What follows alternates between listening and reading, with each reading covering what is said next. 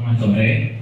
Jadi perkenalkan, kami dari kantor akuntan publik ASRI yang berkantor pusat di Kota Makassar selaku auditor eksternal untuk KONI Kota Makassar untuk tahun anggaran 2023, tahun buku 2023.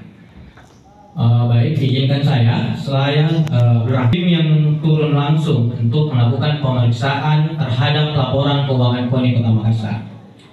Pertama-tama, izinkan kami untuk terlebih dahulu menjelaskan seperti apa pemeriksaan yang kami lakukan.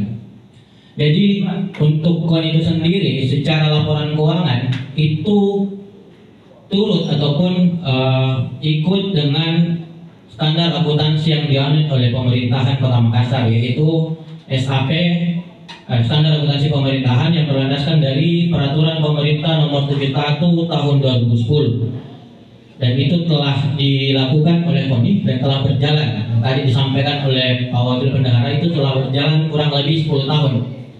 Alhamdulillah dari laporan yang dihasilkan itu sangat sesuai dengan standar akuntansi yang pada umumnya yang harus dilakukan oleh organisasi yang berada dalam naungan pemerintahan.